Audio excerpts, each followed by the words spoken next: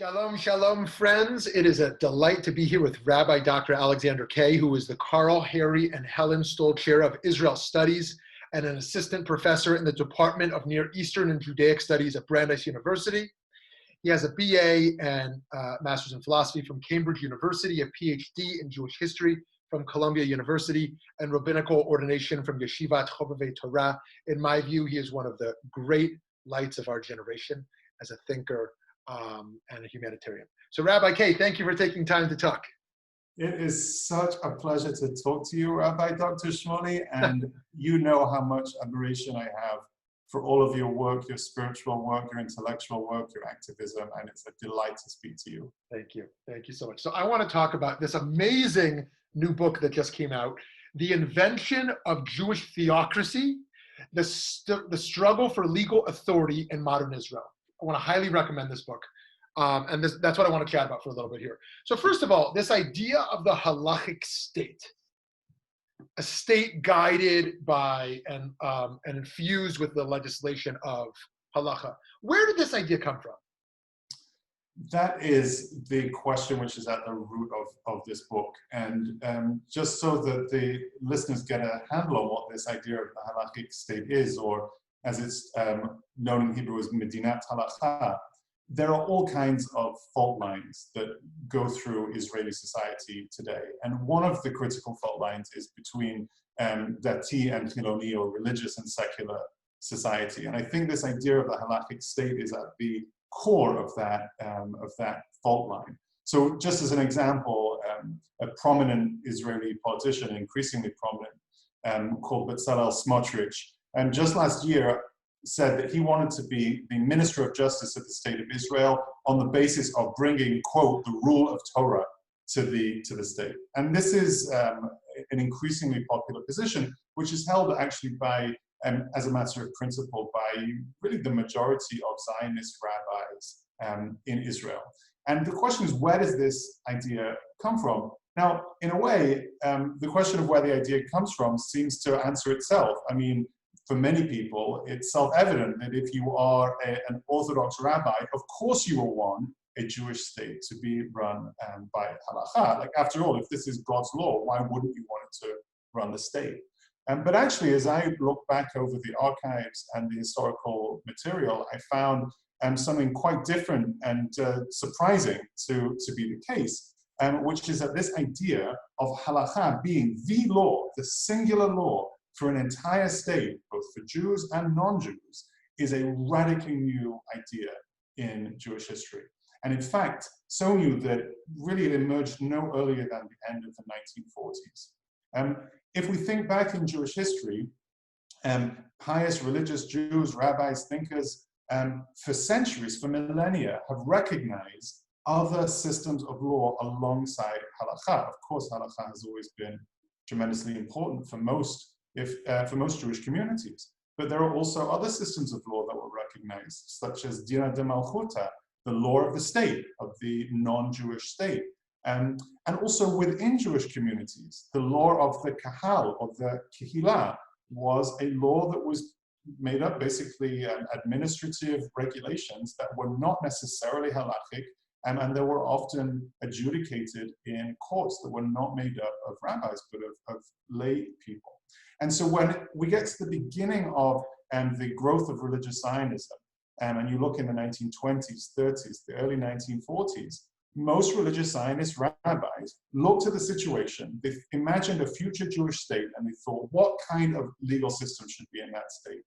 Now, they all recognized that halacha should play some kind of important role in Jewish society, but they all also thought that some version of this earlier kind of amalgamation of halacha alongside other kinds of law was the way of having a Jewish state that recognized the importance of democracy, egalitarianism, and people living alongside who were Jewish, not Jewish, religious, secular, Orthodox, other denominations, and so on.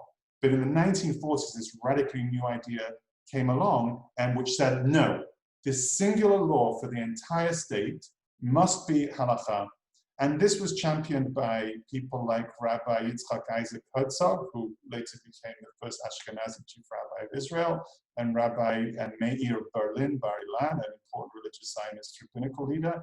And they actually set about writing law books for the state of Israel that were halachic law books in criminal law, in civil law, like they wrote laws of murder, of theft, and they wanted to write about forgery and other kinds of things.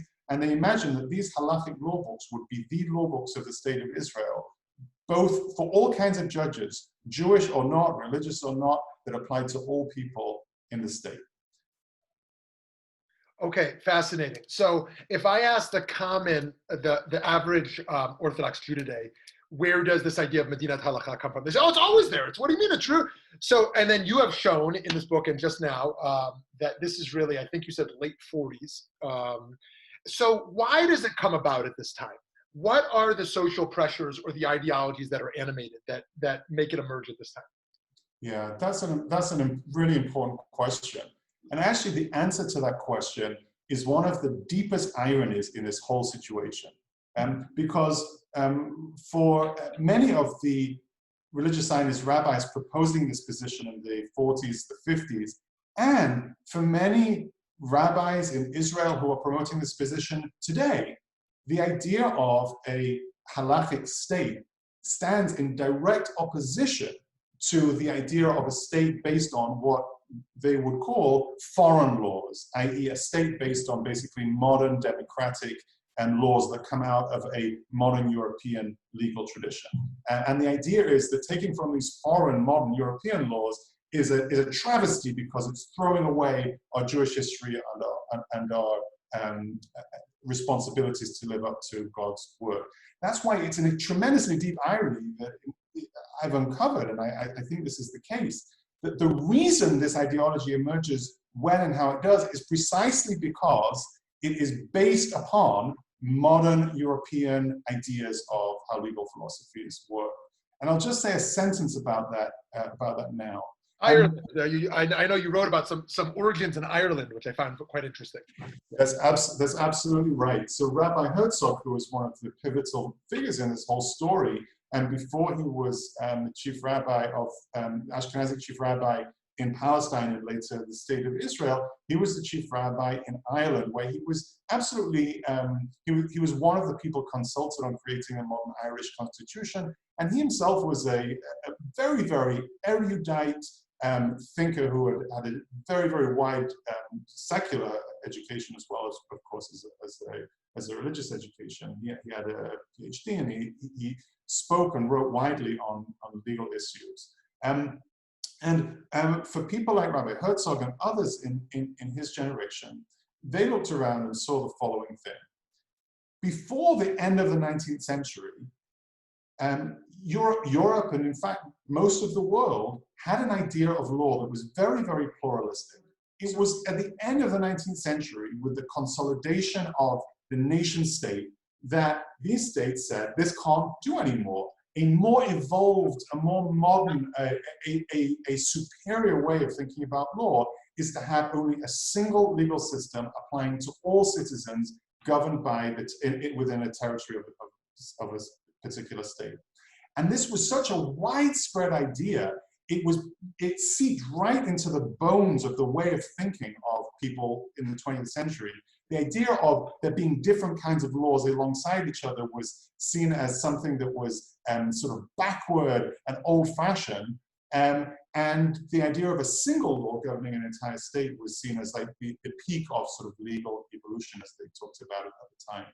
So my contention is that the idea of a halachic state where in departure from previous Jewish tradition, a single law, halakha, governs all the people in the state, Jewish or not, thinking only of territory and not of community and so on, and ignoring other legal systems that may be authorized alongside halakha, that comes from the model of the modern European Christian and post-Christian state. So there's a deep irony here that this position that seems to be a sort of anti-modern idea is actually only possible on the basis of this modern way of thinking. Yeah. So it's very interesting, very interesting. So I don't know enough to know if they could actually win, like in the demographics of the coming 50 years, if beyond the limited religious law that Ben Gurion set in place for the chief rabbinate to have control, if there could be larger gains that happen here, but if this was to advance successfully. What are the consequences, or what are the consequences of such a thought? Bracketing the issue of likelihood now and for the future. Yeah. Yeah. So, I mean, first of all, we have to recognize that this question now is not just about legal theory in the abstract.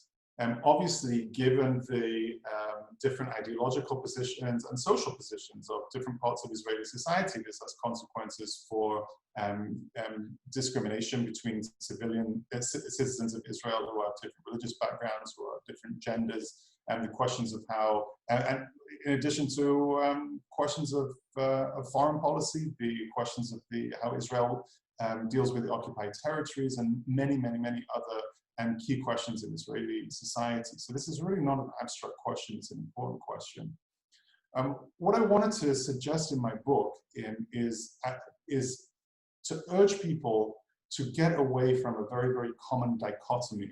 And this is a dichotomy in Israeli society and discourse, but it's also a dichotomy just in the way that people talk about these things in general.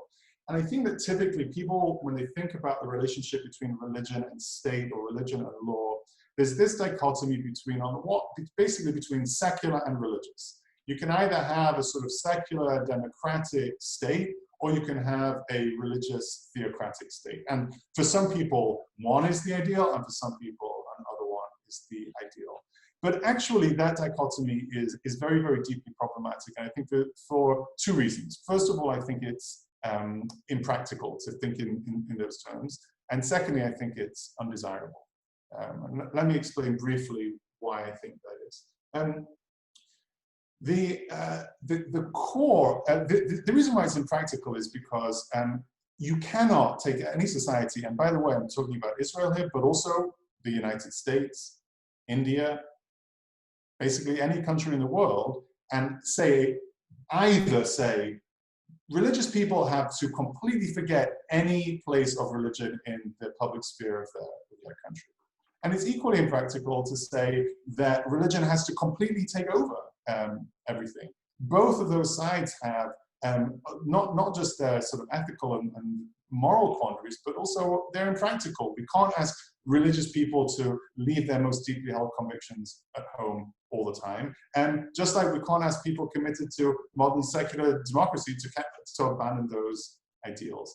And scholars have started to show over the past couple of decades increasingly that also this dichotomy between religious and secular is essentially a lot more porous than it seems. It's very, very difficult to say such and such a thing is purely religious or purely secular. And I tried to show that in my book in one example, where I showed that this kind of ostensibly arch-religious idea of a halakhic state is actually based on these kind of modern principles of secular modern legal theory. But it actually goes beyond that. It's not just that this dichotomy is impractical. It's also, I think, that it's undesirable. Look, I think that both the idea of the modern state and the idea of religion in that state can have tremendous strength and also tremendous downsides. I'm not somebody that thinks that the modern state is a travesty. Of course, if a modern state is run well and transparently and democratically, it can be an extremely powerful force for good, for distributing both goods and justice in an equitable way.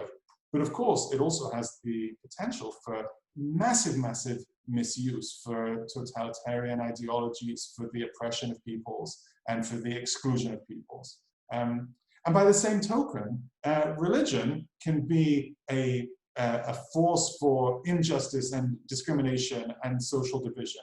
But at its best, it can be this clarion call for justice and righteousness and a criticism of the worst excesses of power. that can be one of the downsides of a badly run or an inequitably run state. So what I would love to see is a recognition of the complexity in wider thought in general, but also within the Jewish tradition, of the complexity of how we understand the relationship between religion and power, religion and politics, and in a way that can tease out that complexity and put it to work for good and righteousness and justice, for a support of power when used in its best way, and a critique of power when it's discriminatory or unjust. I think that one of the challenges of the situation today in the state of Israel is that there is a tension between what people think of as secular and religious, but actually that tension is in a sense an illusion, because it's based on a shared ideology.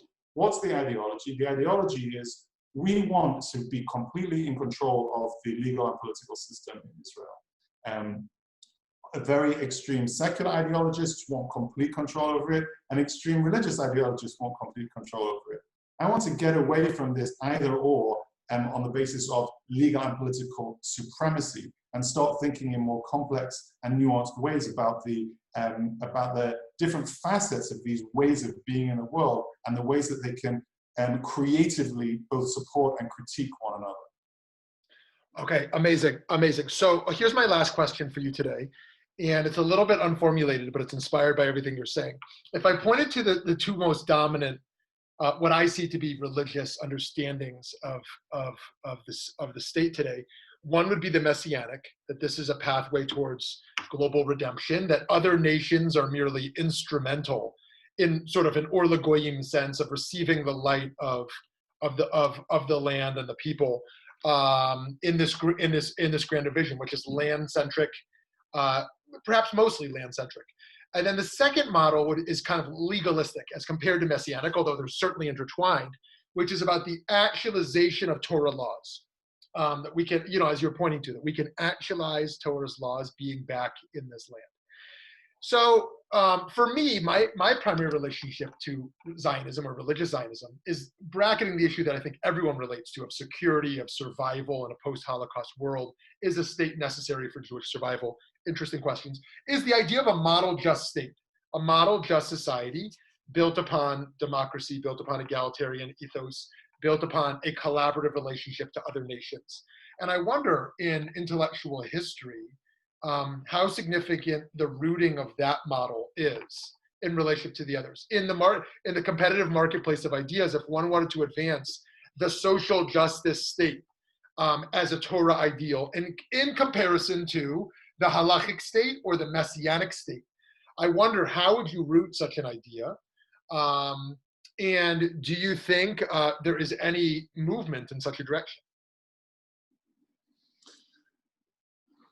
That's a profound and important question. The people that I find among the most inspiring to talk about this kind of idea are the thinkers and the intellectuals and the religious leaders of the religious kibbutz movement in its early years. So I'm talking about the 40s and 50s. These are people who are Orthodox Jews, they are Zionists, and they see their ideal vision of a Jewish society to be one that is wedded to a complete commitment to the Jewish political idea as the Zionist idea, but also to what we now call today social justice. And to many of them, went quite far in the direction of socialism, shared property, etc. Now, even taking aside for now the idea of the sort of economic socialism, the social justice ideal is still there. And what they saw when they looked in the sources in Jewish sources around this was that there was a wealth of sources in the canon to build a society on this basis, and they went about interpreting the tradition to kind of push in that direction. And this manifested itself in their approach to basic ethical questions when it comes to charity, when it comes to equality, when it comes to inclusion in society, when it came to questions of gender, and also when it came to questions of dealing with people who are not Jewish, even in, or especially in the context of early Israel, and dealing with Palestinian Arabs inside and outside of the borders of Israel. For them, for example, it was thinkers connected to that movement that were among the earliest to suggest immediately relinquishing control over the territories occupied in 1967 for fear that holding on to them would lead to moral problems that would be insurmountable. Now, what they also found was that the majority of Orthodox Jews that they were speaking to were too wedded to what in their mind was a mode of halakhic thinking that was better suited for situations in which Jews were vulnerable and by necessity thinking about their own survival and their internal communities, rather than having this kind of broad visionary ideas about what an ideal society would look like. Now, there are all kinds of reasons why Jews then, and frankly Jews now, need to really keep an eye on their own physical vulnerability. And I certainly don't want to minimize that in any way. But I do also think that there is a place here for bold, creative thinking that is rooted in the tradition in a way that emphasizes the integrity of traditional thinking, but also is open to ideas for the future.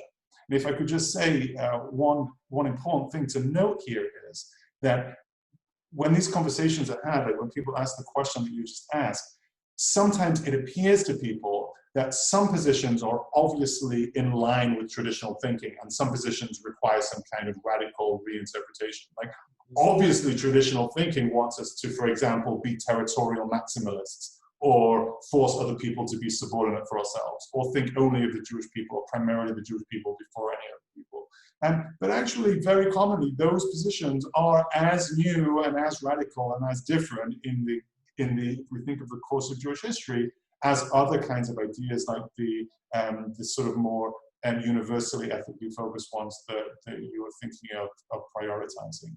So yes, I think there is definitely room in the tradition for all of these things. I think I'll end with a paradox, which is that very often when it comes to the Jewish tradition, creative interpretation is actually the most traditionalistic thing to do. And I think that within the context that we all live and work, there's a lot more that can be done in those areas. Yeah, fascinating point. So in addition to advancing our own vision, we can undermine the claim to authenticity that many suggest in trying to have the upper hand in what traditional Judaism has to offer. Friends, I can't recommend highly enough the invention of Jewish theocracy. Thank you very much, Rabbi Dr. Alex Kaye. Keep up the great work. Thank you so much. Thank you.